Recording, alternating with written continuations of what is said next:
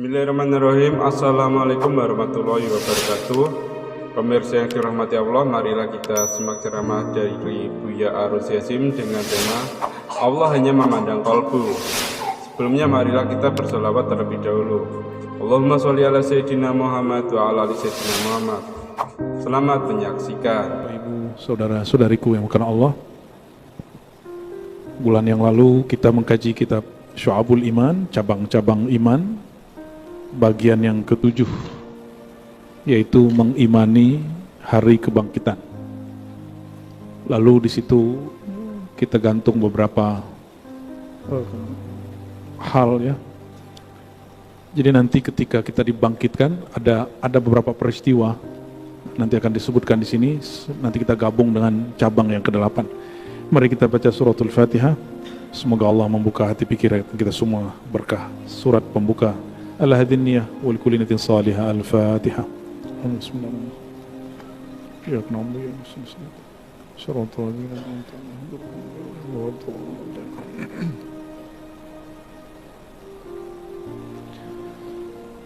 Al-bab السابع من شعب الإيمان وهو في الإيمان بالبعث والنشور بعد الموت. Mengimani kebangkitan dan nusyur. Nusyur itu disebar kembali, dihidupkan kembali, dikembangkan kembali oleh Allah setelah mati. Di dalam Al-Quran yang kita sering dengar dan hafal, wabil akhiratihum yuqinun, dan terhadap akhirat ciri-ciri orang yang muttaqin itu yakin. Namun yakin ini ada banyak tingkat, kita sudah sering dengar, ada ilmu yakin, apalagi ainul yakin, ada hakul yakin, ada yang nggak pakai embel-embel al yakin. Maka di Quran ada wa'bud rabbaka hatta ya'tiyal yakin. Berarti ada 4 jenis yakin di Quran. Selama ini kita hanya diajarkan 3 toh. Ternyata di Quran ada 4.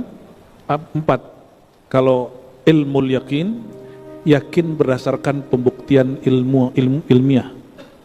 Ilmu, kabar, kata orang yang terpercaya, yang meneliti. Ulama kah dia, peneliti kah dia? Kalau ainul yakin, kita menyaksikan sendiri kebesaran Allah, atau kita menyaksikan sendiri bagaimana Allah itu menguasai alam semesta. Lalu hakul yakin, kita merasakan sendiri, lain menyaksikan dengan merasakan. Kita nyaksiin teman kita sakit, lain dengan kita sakit. Ya, semoga yang sakit pada hari ini, malam ini, Allah ringankan, Allah sembuhkan ya, amin rabbal alamin. Dan banyak juga negeri yang lagi sakit ini. Ini sekedar biar antum kebuka berfikirnya, jangan hanya mikirin negeri kita. Suriah presidennya kabur, tapi saya nggak dengerin berita Kompas Pak, TV One saya nggak masuk, saya dengerin langsung ke berita dari sana. Dan itu simpang siur, ya. Semoga negeri kita masih aman-aman saja ya. Rusuh, dan bagaimana hebatnya orang menyebut, nih mohon maaf mungkin kita beda pendapat, cuma kalau bapak dia jadi presiden terus negerinya diganggu orang, itu yang benar mana? Presidennya apa yang ganggu? Ya, mengganggu itu disebut pemberontak, benar gak? Tapi orang balik, dianggap pemimpinnya zalim, pemberontak jihad. Nah ini logika-logika ini yang kemudian harus hati-hati. Kalau nggak belajar akidah Islamiyah dan harakah Islamiyah, bisa-bisa kebalik. Nah, negeri ini juga gitu. Siapa sih kita yang nggak zalim, Pak? Ini yang sudah berkeluarga pasti ada zalim sama istrinya. Jangan coba-coba doa, ya Allah hancurkan semua orang yang zalim, nggak begitu. Kita doanya nggak begitu, ya Allah maafkan orang yang zalim, bimbinglah dia. Beda cara doanya. Lebih mudah mana ngomongnya? Ya Allah orang yang zalim, maafkan dia, bimbing kolbunya. Apa sulit begitu? Kenapa suka sekali mengumpat? Padahal mengumpat bukan sifat mukmin sejati, itu sifat orang munafik. Dan banyak orang beragama padahal dia munafik. Ya, kita doakan mereka yang sedang di sana. Ini di sananya orang Suriahnya sendiri beda pendapat. Ada yang menganggap Bashar Assad yang benar, ada yang menganggap pemberontaknya yang benar ya. Ya pasti yang benar itu besar sekali Bapak Ibu. Suriah itu kecil sekali ya dibandingkan Indonesia. Maka Indonesia ini lebih rawan. Untung orangnya santai. Datang orang yang diaku-akui Imam Mahdi di Pakistan, nyampe di sini biasa aja. Di Malaysia rame Bang. Di Malaysia dikeluarkan fatwa sesat. Di sini dicuekin aja sama MUI. Dicuekin sama jemaah. Yang cuma menyambut Ustadz akhir zaman aja. Nggak ada, nggak laku di sini. Karena di sini orangnya lebih horor daripada orang Pakistan. Ya. Kita beruntung negeri ini Allah ciptakan sesantai itu ya. Alhamdulillahirabbil. Ada orang ngaku jadi nabi di Parung biasa aja, Pak. Apalagi cuma yang ngaku Imam Mahdi. Jadi nabi aja biasa aja. Nah, santai ini dijaga, tapi jangan terlalu santai. Karena ini masanya sudah dekat. Ini alhamdulillah kita masih Allah izinkan ngaji, buka kitab. Ya. Kenapa saya istiqomah buka kitab? Karena tidak semua khatir lintasan kolbu ilham itu betul-betul steril. Maka dia mesti ada pembandingnya. Apa yang kita rasa di sini mesti dibandingkan yang di sini, ya, supaya dia connect. Insya Allah. Hadis dan ayat-ayat dan hadis-hadis mengenai hari akhir sudah kita bahas pada bulan lalu. Sedangkan yang ini Al-Quran dan hadis-hadis yang berkaitan tentang suasana hari berbangkit. Bapak Ibu, kalau kita dibangkitkan Allah, yang tersisa apa? Masih ingat bulan lalu? Tulang ekor. Lalu percaya atau tidak, dalam hadis dikatakan Allah turunkan hujan seperti air mani, sperma. Maka semua tulang-tulang kemudian berkembang lagi. Yang tadi tulang ekor disebut zanab, nanti dia berkembang sampai semuanya lengkap. Dan Allah sanggup mencipta bapak ibu tanpa orang tua. Bisa nggak? Sebagaimana Nabi Adam dicipta tanpa ayah dan ibu, maka Allah akan lakukan itu lagi pada kita semua. Nabi Isa ada ibu, ada ayahnya? Nggak ada. Sayyidah Hawa ada ayahnya, ada ibunya? Ayahnya Nabi Adam sendiri. Di syariat dia boleh menikah. Bahkan saudara dengan saudara boleh menikah di zaman Nabi Adam. Syariatnya begitu. Di syariat yang Allah turunkan di surga, setiap guru jadi kiblat murid. Maka murid kalau sujud, sujudnya kepada guru. Al-Quran, dan itu pasti sahih, ya, Allah berkalam, wa iz qulna lil malaikatis judu, ya, li'a dama. Dan ingatlah ketika kami berkata kepada malaikat, sujudlah kepada Adam. Sujud kepada Adam. Berarti sujud kepada makhluk bukan berarti penyembahan, bisa berarti penghormatan. Ya, syariat yang diturunkan Allah kepada para malaikat. Maka orang yang dimuliakan itu bukan karena banyak zikirnya, tapi karena banyak ilmunya. Ya, semoga orang Indonesia menjadi orang berilmu. Ini saya lihat Pak Menterinya masih ngajar di sini ya. Ya, semoga ini tanda kebangkitan Islamnya sudah mulai dekat di negeri kita. Amin ya Rabbal. Pak Menteri Agamanya humble, masih mau ngajar di majelis. Mau berapa orang juga datang, dia masih mau ngajar. Ya, dan ngomongnya santai aja kan. Dibentak-bentak orang DPR juga santai aja dia. Ya, gitu aja kok repot kata Gus Dur ya. Allahumma shalli ala sayyidina Muhammad sallallahu alaihi wasallam. Za'ama alladhina kafaru allan yub'atsu. Ciri-ciri orang kafir, mereka mengatakan tidak akan pernah dibangkitkan. Surat At-Taghabun ayat 7. Za'ama.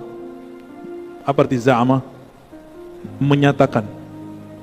Orang-orang kafir menyatakan allan yub'atsu. Mereka hidup itu sekarang aja. Lain dengan orang musyrik. Kelompok musyrikun mereka meyakini reinkarnasi. Kebalikan toh? Reinkarnasi itu dia kalau mati terdapat tubuh baru lagi, muter dan tidak ada akhirat. Ya. Reinkarnasi itu separuh benar, separuh salah. Tubuh kita ini tulangnya masih sama, cuma tulang ekor, tapi tulang yang lain baru. Dagingnya semuanya baru. Lalu Allah tiupkan kembali ruh yang sudah dicabut. Reinkarnasi dalam Islam begitu doang. Paham? Jadi tubuhnya sudah baru, tapi ruhnya masih sama. Jadi itu sangat mungkin bahwa ruh itu tidak menempati tubuh. Ini penjelasan Imam Ghazali dalam kitab beliau Ar-Risalah Al-Laduniyah. Ruh itu beda dengan yang partikel terkecil yang disebut oleh orang-orang kimia. Apa sebutannya? Kuantum, bukan. Tapi hampir-hampir mirip. Bagi mereka, kalau ada sesuatu, benda, walaupun dia paling kecil, dia masih ada ruang dan waktu. Sedangkan ruh itu, dia tidak terikat dengan ruang dan waktu. Maka, kenapa tidak ada reinkarnasi? Karena ruh itu tidak pernah menempati tubuh. Dia cuma berkait dengan hembusan Allah pada tubuh. Maka kalau Bapak, mohon maaf, potong rambut, ruhnya kececeran nggak? Kalau ada orang dipotong tangan, ruhnya pisah nggak? Enggak. Kalau Bapak Ibu ini mimpi, ruhnya pergi nggak? Maka yang kita lihat, yang keluar waktu kita mimpi itu bukan ruh. Itu ada perangkat lain yang Allah ciptakan di samping ruh. Ya, bagian dari ruh itu juga.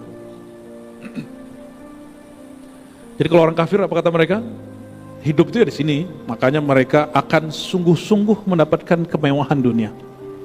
Ya. Kita karena tahu bahwa di akhirat masih ada hidup lagi, setelah mati ada hidup lagi, kita hati-hati benar hidup di sini. Jangan sampai hidup di sini, celaka di sana.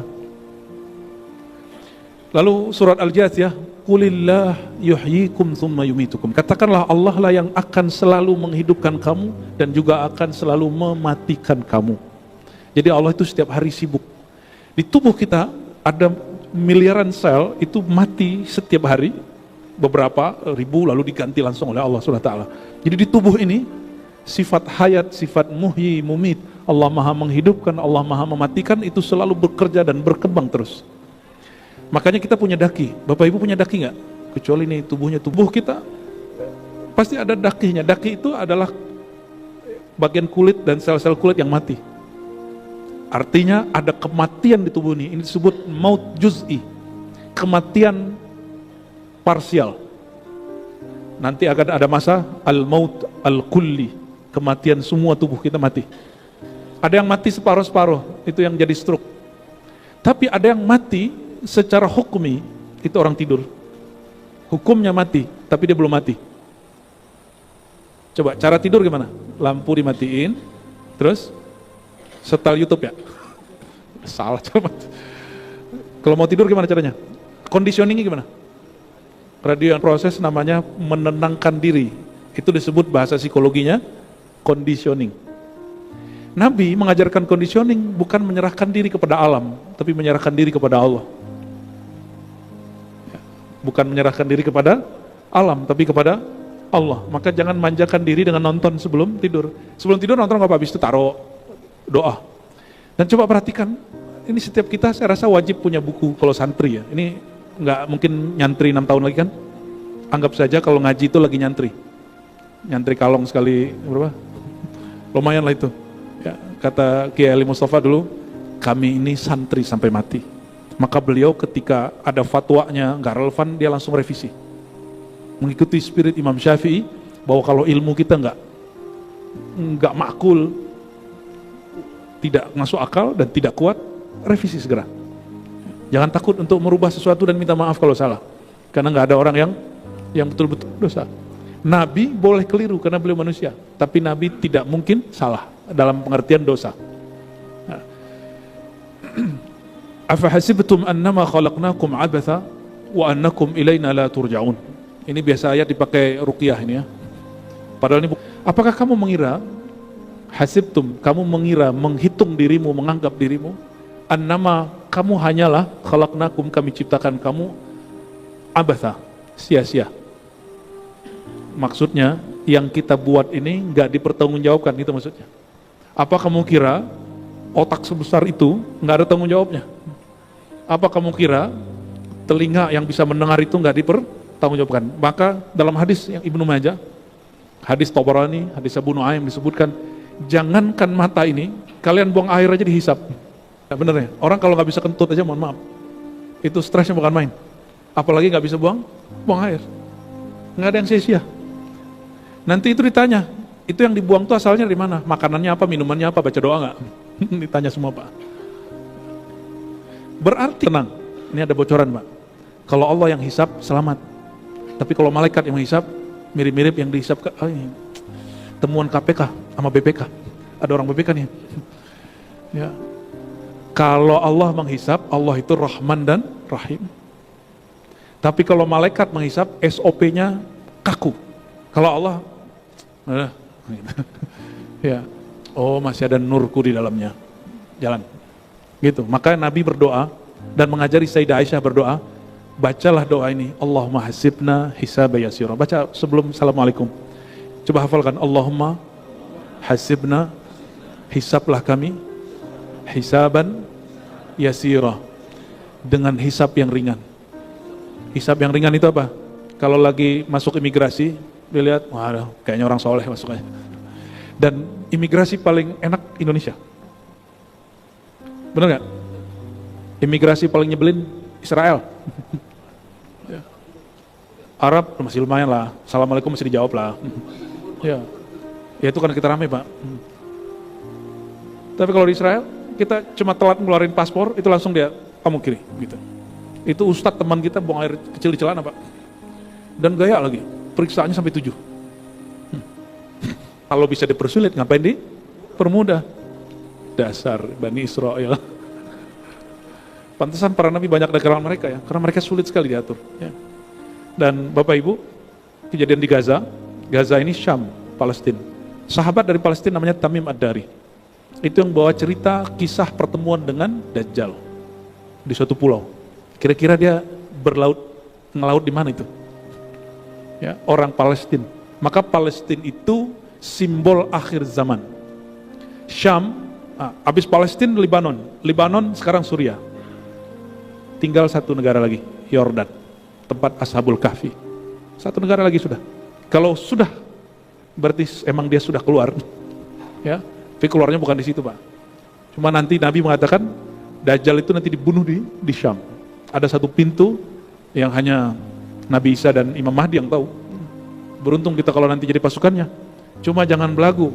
Banyak orang beriman, nur imannya dicabut. Maka kata Nabi, jika engkau mendengar Dajjal, menjauhlah. Menjauh. Dan ini kabar buruk bagi ibu-ibu. Dalam hadis Imam Ahmad dikatakan, semoga bukan ibu-ibu yang ini, kebanyakan pengikut Dajjal itu kaum wanita. Maka Nabi SAW mengatakan, jika kamu mendengar Dajjal, fitnah akhir zaman, ikatlah perempuan-perempuanmu. Itu maksudnya begitu. Tapi ikatan paling kuat, ikatan kolbu. Diajarin ilmu iman. Ya, ini pegang-pegang nih Pak, ini sudah dekat. Karena Suriah juga sudah runtuh. Mereka lagi sorak-sorak, saya malah sedih. Nangis kita nontonnya. Ya, nanti berarti setelah ini terjadi perebutan kekuasaan. Kerisruh lagi. Negeri Syam, kata Nabi, itu negeri para wali abdal. Abdal itu wali yang di hatinya nggak menyimpan dendam. Nggak menyimpan dendam. Orang Syam itu kalau ngomong, itu halus sekali. Dan saya bahasa Arabnya, lahajatnya, iramanya, banyak terpengaruh mereka tanpa dibuat. Allah jaga, amin, rabbal alamin. Apakah kamu mengira kamu dicipta abatha, sia-sia? Berarti ini sia-sia nggak nih? Apa ini? Ibu ada yang hilang nggak ininya? Ya, apa namanya? Ini nggak sia-sia ini. Ya, ada rahasianya nanti aja. Kita lagi nggak bahas itu. Cuma Allah lagi menegur. Apakah kamu kira 1 mili di tubuhmu itu sia-sia? Enggak, ya. Bahkan kamu mengira annakum ilaina la turja'un? Itu. Ini pertanyaan dari Allah. Dan kamu juga mengira kamu tidak dipulangkan kepadaku? Oh, berarti Allah selalu ngomong gini, aku itu asal kalian ada di sisiku. Jangan lupa pulang. Berarti yang lupa pulang durhaka. Coba, mohon maaf, ada orang sekolah tinggi-tinggi dengan kepada orang yang nggak mau pulang. Kacang lupa kulitnya. Pulanglah, silakan kerja di luar negeri. Tapi abdikan dirimu beberapa hari, beberapa saat di dalam negeri. Ya. Saya masih ingat dosen saya yang lama di McGill, dia pulang. Apa kata dia? Emang kalau hidup nyaman, teratur di sana. Tapi kalau ingin mengabdi, berjuang di sini. Kalau ingin cinta kepada Allah, cinta negeri, hubul watan di sini. Ya. Itu yang kita ambil ya. Maka kita banggalah ya, punya negeri sebesar ini, sebesar Eropa, dan Allah masih jaga. Ya. Dalam hadis yang lain disebutkan bahwa kalau rukun iman itu kan hadisnya ternyata lebih dari satu redaksi. Ada redaksi lain Bapak Ibu. Apa itu iman? Antu'mina billah wa malaikati wa kutubi wa rusul wa bil ba'thi ba'dal maut. Jadi ada satu redaksi rukun iman, percaya hari akhir itu kalimatnya nggak begitu. Redaksinya apa? Kalian percaya ada kebangkitan, ada kehidupan setelah kematian. Kita dikabarin begitu, senang apa takut? Senang apa takut? Harusnya senang. Karena dunia ini begini-gini aja Bapak Ibu. Dulu muda, sekarang udah tua kan? Dulu punggungnya mau diapa-apain juga enak, sekarang bangun tidur udah ruku masih alhamdulillah. Coba kita ajak lari. Ya salam. Setelah dibangkit, Bapak Ibu, terjadi hujan sehari, tapi ini sehari di alam sana. Tempatnya di bumi. Jadi kita dibangkitkan di mana? Di bumi ini atau bumi yang lain? Ya di sini dong. Ini kuburan kita. Maka bumi yang diperdebatkan orang-orang eksak, bumi nggak begitu. Maka kita nggak perlu tahu bumi ini flat ataupun bulat. Itu bukan bagian dari iman. Ketika banyak orang bertanya tentang hal-hal yang nggak penting, ada seorang sahabat bertanya begini, ya Rasulullah, mata sa'ah, kapan kiamat? Penasaran toh? Apa jawaban Nabi? Ma'adattalah. Apa persiapanmu untuk itu? Saya nggak tertarik bicara bumi flat ataupun bumi bulat. Saya cuma bertanya, apa yang kita siapkan jika bumi ini adalah kuburan kita lalu kita dibangkitkan lagi setelah itu? Artinya apa Bapak Ibu? Tulang ekor itu tersimpan di situ semua memori yang kita lakukan sepanjang hidup. Ya, seluruh hidup kita ada di situ. Jadi semua bagian tubuh ini dia punya memori. Maka bagian, bagian tulang ekor itu bagian paling sensitif dari semua tubuh. Di situ ada kenikmatan, di situ ada kehidupan. Ini kan keluarnya dari situ semua kan? Ya, apa yang keluar dari batu? Seperti keyakinan orang Cina terhadap Sun Gokong.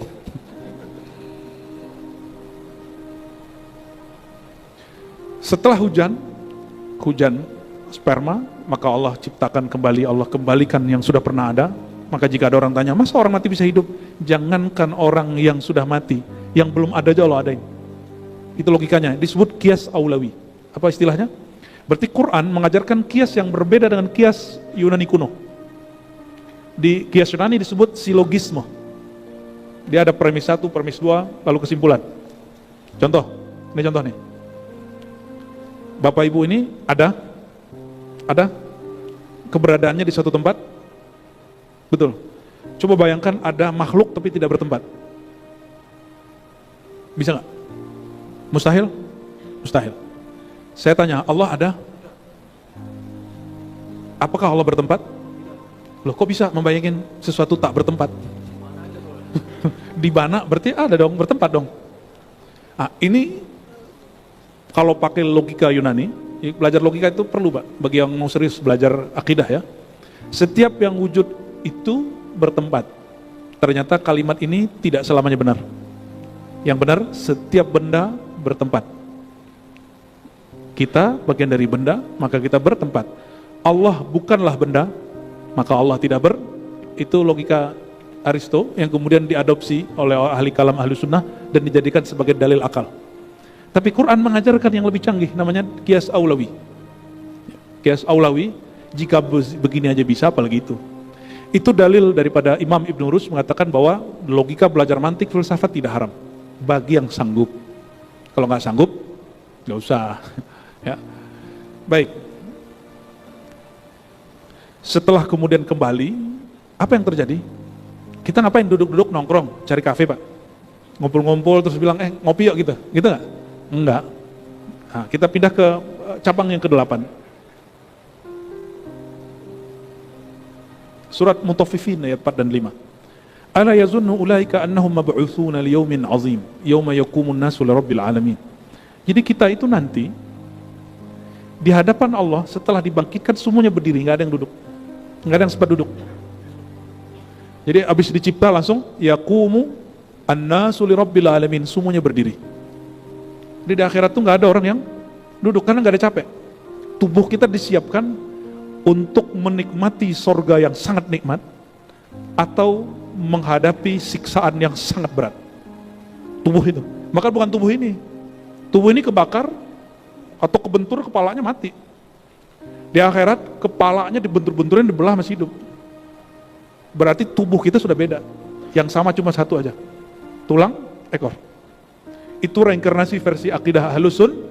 Di luar itu nggak ada reinkarnasi di kita. Yang ada dalam kita cuma warisan rohani. Tidak ada reinkarnasi, karena reinkarnasi itu alamnya cuma berputar, nanti nggak ada akhirat. Mati, pindah lagi, mati, pindah lagi, mati, pindah lagi, mati, pindah lagi, begitu terus. Ya. Jadi kalau ada orang nanya, adakah reinkarnasi dalam Islam? Jawabannya ada, tapi yang seperti ini. Ya. Dan itu tidak disebut tanasukh, reinkarnasi. Ya. Dalam hadis Imam Muslim disebutkan Nabi SAW bersabda, yaqumun nas yaumal qiyamah li rabbil alamin. Pada hari kiamat orang-orang berdiri semua di hadapan Allah. Hatta yaghiba ahaduhum fi rasyihi ila ansafi udhunayhi. Sampai mereka keringetan dan keringatnya, ini bahasanya nggak boleh diterjemahin harfiah ya. Keringatnya kalau dulu orang tua saya cerita sama guru-guru saya, nanti keringat ente sampai ke tenggelam. Nggak begitu. Coba, pernahkah mengalami keringetan lalu kayaknya ini basah semua? Pernah ngalamin? Itu yang maksud kalimat ini. Jadi tubuh ini basah semua, di sini berkeringat, di sini semuanya berkeringat. Itu maksud daripada orang tenggelam air keringat, bukan nanti keringat jadi air laut, jadi sungai. Ya, berarti dia belajar akhir zamannya, akhiratnya lewat komik. Komiknya porno lagi Pak tuh, nggak ada bajunya. Ya bener kan, nggak baik itu. Tudna asyamsu yawmal qiyamah khalq hatta takuna minhum kamiqdari mail. Tapi betul, ini disebutkan bahwa matahari nanti di akhirat didekatkan seperti seakan 1 mil. 1 mil itu berapa? Ya, yang belajar ini nih geografi. Nah, 3 kilo. Kira-kira 3 kilo. Kalau tubuh kita nggak diciptakan kuat, hancur nggak? Hancur pasti. Pertanyaannya, apakah itu matahari yang sama dengan matahari kita sekarang? Ya, idza syamsu kuwirat di Quran, ketika matahari digulung, berarti mataharinya udah hancur dong. Tapi habis itu dibalikin lagi oleh Allah, sebagian bumi juga dibalikin oleh Allah. Itu matahari yang bukan matahari ini, tapi dia juga. Maksudnya mungkin panasnya lebih panas, buminya lebih luas, buminya lebih kuat. Setelah itu kita digiring, kita akan mencari satu pintu, seperti Nabi mau naik ke langit. Nabi kemana? Nabi langsung dari Ka'bah atau Nabi ke Baitul Maqdis? Jadi ini ada di kitab Bapak Ibu, bahwa Nabi SAW tidak langsung naik secara fisik dari Ka'bah. Nabi ke pintu langit dulu. Pintu langit bukan di Ka'bah. Pintu langit secara pengalaman rohani Rasulullah SAW adanya di Baitul Maqdis. Jadi wajar kalau tempat ini diperdebatkan ya. Cuma mereka nggak tahu juga sebenarnya benar begitu apa enggak ya.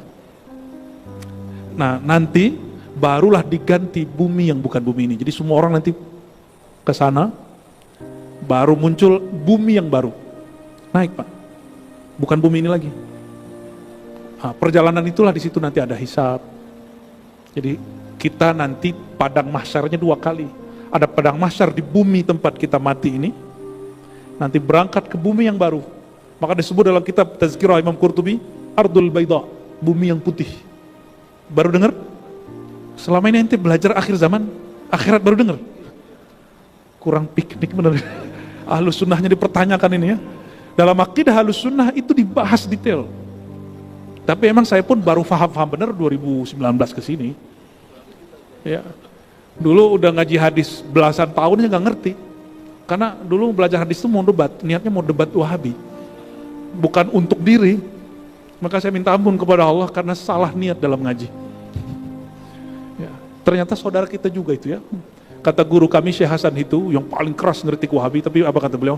Kalau nggak ada Wahabi, nggak ada Saudi, habis satu mazhab, yaitu mazhab Hanbali. Jadi Allah buat skenario supaya mazhab Hanbali tetap ada, eksis. Itu lewat ulama Wahabi. Walaupun mereka tidak murni Hanbali. Kalau kabar dari guru kita yang 9 tahun di sana, ya, Allahyarham Syekh Ali Mustafa, apa kata beliau? Saya belajar 2 mazhab di sana, mazhab Syafi'i dan mazhab Hanbali. Maka beliau dikritik oleh guru kami dari Suriah, Syekh Taufik bin Muhammad SAW, kata beliau, ini Ali Mustafa ini kok aneh katanya. Orang mazhab Syafi'i tapi besarnya bukan di mazhab Syafi'i. Maksudnya besarnya di kalangan Hanbali, itu maksud beliau. Jadi saudara kita juga itu Pak ya, cuma mungkin dia membid'ahkan Bapak Ibu. Jangan balas membid'ahkan mereka, itu sama mengumpat sifat dari kefasikan. Kalau ada orang mencaci kita katakan, oh mereka nggak ngerti saya. Gitu ya. Tapi kalau ngajak debat boleh, ajak menghujat jangan. Bedakan berdebat dengan ya. Itu hadis yang keberapa ini ya? Jangankan nanti itu ya, di Bekasi aja panas banget Pak ya. Ya, Jakarta siang-siang panas banget. Maka ada ungkapannya Pak, Bekasi planet terdekat di muka bumi, ke matahari. Dan keringetan, kita udah pakai AC, pakai kipas angin masih keringetan. Akhirnya teman-teman kita kalau tidur di sono, itu AC apa kipas angin ini 2. Alhamdulillah kulitnya tebal-tebal, Pak.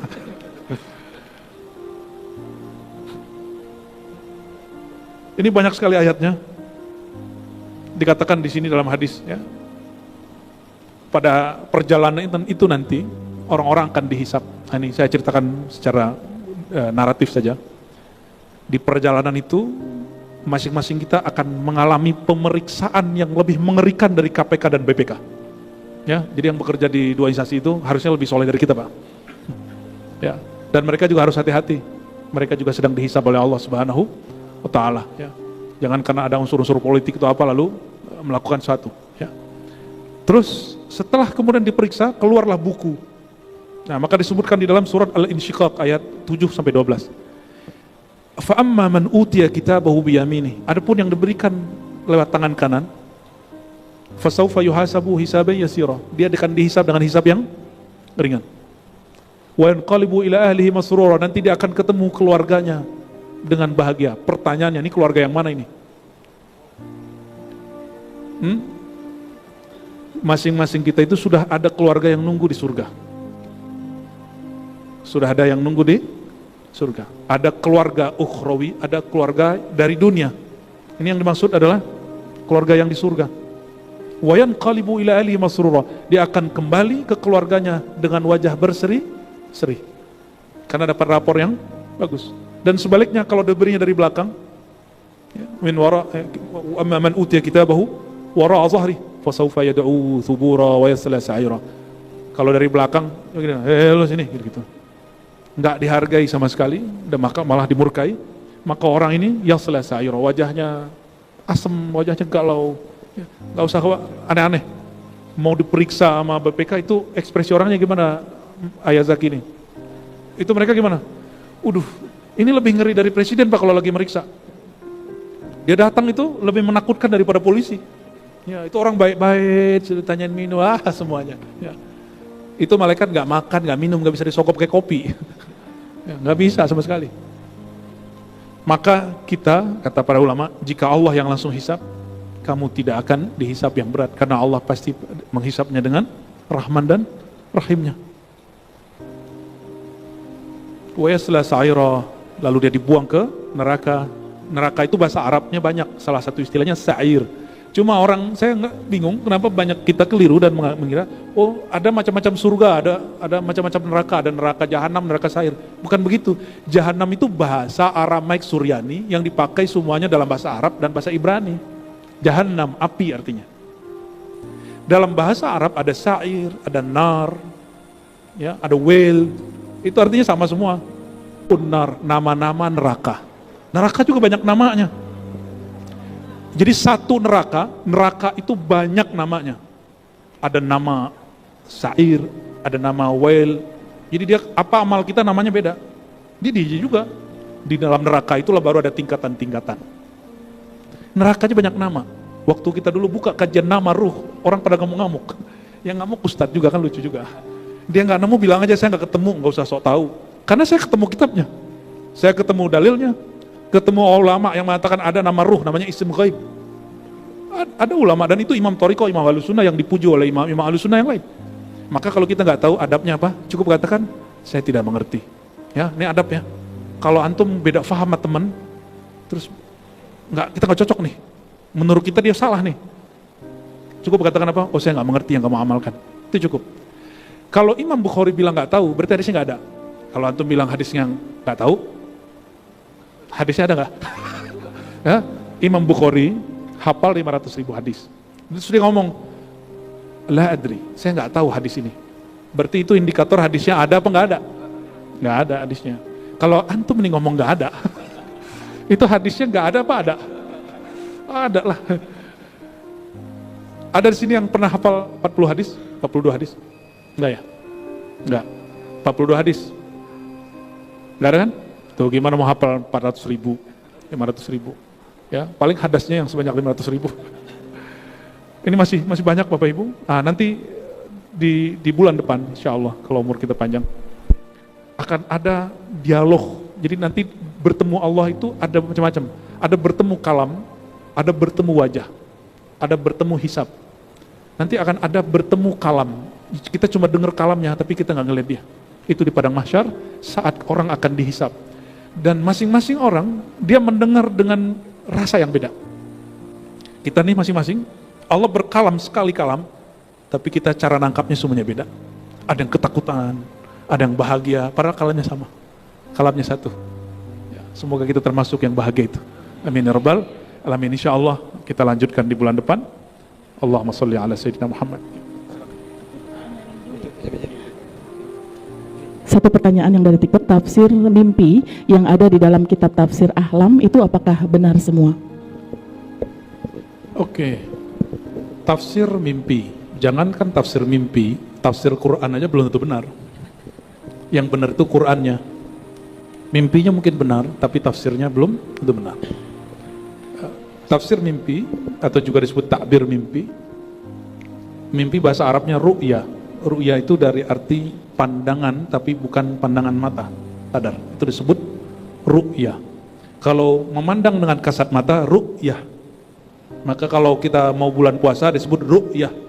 Dengan hisab atau ru'ya. Masih ingat? Ini bentar lagi orang debat nih. Hisab atau ru'ya? Saya nggak usah repot-repot ya. Mau bocoran sunnah aja ya. Sesuai sunnah Nabi, Nabi tidak pernah pakai hisab. Sesuai sunnah Nabi, Nabi selalu pakai ru'ya. Nabi nggak pakai kasyaf, merem, bulan udah terbit, nggak begitu, nggak ya. Mimpi tidak pernah dijadikan sebagai alat dalil untuk menentukan suatu hukum. Mimpi itu kata Nabi hanya mubasyarat, kabar gembira, kabar. Maka Sayyidina Ibrahim ketika mimpi 3 kali, Nabi ini kalau mimpi hukumnya wahyu. Tapi karena itu mimpi, dia tidak jadikan hukum, diajak dulu anaknya bicara. Apakah dia melihat yang sama? Karena anaknya juga seorang nabi. Karena sama dapat wahyu, baru dia kemudian mengamalkannya, melakukannya. Ya. Jadi tidak boleh berhukum dengan mimpi. Itu sebabnya saya tidak menerima klaim orang yang mengatakan dia udah ketemu Allah sekian ribu kali, ketemu Nabi sekian ribu kali, terus dia Imam Mahdi. Karena la nahkum birru'ya, kita tidak berhukum dengan mimpi. Nabi hanya menyebutkan itu sebagai mubasyarat, kabar menghibur bagi jiwa orang mukmin. Ya, jadi apapun yang ada dalam tafsir mimpi itu cuma sekedar hiburan dan tanda, tapi belum tentu sebenarnya seperti itu. Dan pernahkah Nabi keliru menerjemahkan mimpi, menafsir mimpi? Selevel Nabi pernah keliru. Mimpinya tidak keliru, tapi penerjemahan mimpinya keliru. Tahun ke-6 beliau dapat perintah dan dapat mimpi untuk haji dan umrah. Maka beliau langsung berangkat tahun ke-6 umrah. Ternyata gak kesampaian, malah diboikot sampai 10 tahun walaupun tidak sampai, udah setahun batal. Artinya apa? Selevel Nabi juga mentafsir mimpi, dan itu boleh keliru. Keliru apa? Tanggalnya sama. Ketika ada orang dulu melihat, jadi kasyaf mimpi sama. Misalnya ada wali ini melihat dalam alam batinnya sesuatu, itu setara dengan mimpi. Terus dia bilang, yang bakal jadi presiden Indonesia nanti fulan gitu ya. Itu setara hukumnya dengan mimpi. Dia cuma kabar gembira, kita tidak boleh berhukum dengan itu. Dan orang boleh keliru. Cuma sayang, orang dulu yang menggunakan mimpi dan kasyaf gurunya itu tidak istiqomah. Tidak memahami bahwa bisa jadi tahunnya salah. Mimpinya benar, kasyafnya sahih, tapi tahunnya keliru. Toh benar toh sekarang. Ya, kita nggak tahu juga ya, panjang atau tidak ini. Kita doain aja lah sampai selesai ya. Ya, apa pertanyaannya Bang? Assalamualaikum Pak Ustadz. Assalamualaikum. Izin bertanya, Ustadz, saya saudara-saudara mungkin yang lain, saudara-saudara kita yang muslim kan kalau ibadah itu selalu berdoa supaya nanti pas sakaratul maut diberi kemudahan gitu Pak Ustadz, diringankan lah, nggak berat gitu. Bisa baca syahadat ya, syukur-syukur berdoa seperti itu. Tapi itu jarang sekali saya lihat ya diberikan ke setiap orang, walaupun setiap sholat berdoa gitu Ustadz ke orang muslim. Bahkan keturunan Nabi yang bisa ketemu Allah sehari 70 kali, yang bisa memadamkan api neraka, itu juga mereka meninggalnya enggak baca syahadat dan gitu. Nah saya lihat, karena saya sering keluar masuk rumah sakit Pak Ustadz karena kerjaan ya, ada seorang non muslim, ibu-ibu Pak Ustadz, udah tua gitu ya, dia nggak pernah sholat, agamanya Katolik, nggak pernah sholat, nggak pernah puasa, nggak pernah ke masjid, tapi pas dia sakaratul maut, subhanallah nih saya cerita nih pemberi ini, dia baca syahadat, selalu baca syahadat, asyhadu alla ilaha illallah wa asyhadu anna Muhammadur Rasulullah. Dia selalu mengulang-ulang sampai keluarganya juga bingung Pak Ustadz. Nah yang mau saya tanyakan, rahasia Allah seperti apa yang seperti ini? Gitu, karena rahasia Allah dalam syahadat. Maaf, Pertanyaannya apa? Langsung pertanyaannya. orang non muslim yang enggak bisa pernah begitu. meminta Oke, baik. meminta dalam keadaan Islam pas meninggal, dia mengucapkan syahadat. Baik. Rahasia Allah seperti apa yang seperti ini Pak Ustadz? Oke. Boleh satu lagi Pak Ustadz? Satu aja. Sudah mau komat. Ya. Takut nanti jamaah yang sudah punya hajat kita ganggu hajatnya. Ya. Kok bisa orang yang diklaim secara KTP statusnya non muslim tapi sebelum meninggal dia bersyahadat? Itu sama potensinya dengan orang yang berKTP muslim tapi sebelum meninggalnya tidak bersyahadat, itu sama. Jadi jangan senang dulu antum ini punya KTP muslim Islam terus nanti meninggalnya bersyahadat, nggak ada jaminan. Kenapa nggak ada jaminan? Innallaha yanzuru ila qulubikum. Allah itu memandang kolbu. Maka yang disebut dalam hadis Nabi, demi zatku yang ada dalam genggamannya, tiada Tuhan selain dia. Nanti ada orang yang beramal seperti ahli surga, antara dia dan surga hanya satu jengkal. Tapi yasbiqu alal kitab.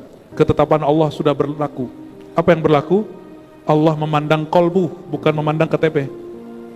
Maka isi kolbu di saat sebelum sakarat, dan sakarat itu Bapak Ibu akan dimulai 70 hari sebelum orang meninggal.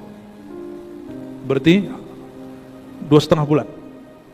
Ya, nggak ada dalilnya, itu cuma ilmu tajribah. Ya kalau ditanya nggak ada dalilnya, cuma itu ilmu tajribah, pengalaman. Berdasarkan dalil-dalil yang ada, tapi dalilnya nggak eksplisit, dalilnya implisit semua. Bahwa Allah mengirim namanya Rasul-Rasul utusan kematian. Dan itu berkat doa, itu ada dalam tarikh Tabari, doa daripada malaikat pencabut nyawa. Siapa nama malaikatnya? Itu setiap hari menatap antum loh. Setiap hari dia natap. Ditatap tiap hari. Kalau ada yang sudah ditatap agak dekat, itu berarti udah 70 hari itu. Nunggu mulai dia, namanya sakarat. Ruhnya ketakutan, ruhnya mabuk. Orang mabuk ketakutan, itu yang disebut sakaratul maut. Jadi sakarat itu artinya mabuk. Ada mabuk cinta, ada mabuk tua, mabuk cimeng, apalagi mabuk duit, mabuk popularitas, ada mabuk karena maut. Itu 70 hari Pak, ditatap terus. Kalau dia berkedip selesai. Maka ada orang ngumpul 1 miliar nih, cukup ditatap saja. Dan itu otoritas yang Allah berikan kepada malaikat ini. Dia cukup dengan melihat, jadi nggak perlu atu-atu, dia cabut-cabut, repot begitu. Ya. Dan dia bisa, di napas dia itu bisa berbentuk orang lain. Oleh karena itu, kata malaikat maut ini, ya Allah, jika aku membunuh atau mencabut nyawa hambamu, nanti mereka membenciku. Takut juga dibenci Pak. Lalu gimana? Tolong bantulah aku ya Allah. Maka Allah kemudian mengatakan, aku ciptakan utusan-utusanmu, sehingga ketika ada orang mati, engkau tidak disalahkan. Kalau ada orang meninggal hari ini, apa yang disalahin?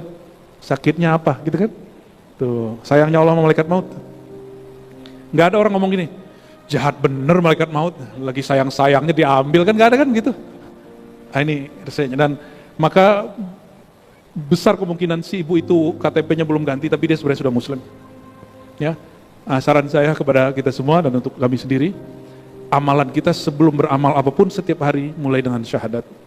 Syahadat itu persaksian kolbu yang dilafazkan dengan lisan. Semoga syahadat itu Allah istiqomahkan sampai kita sakaratul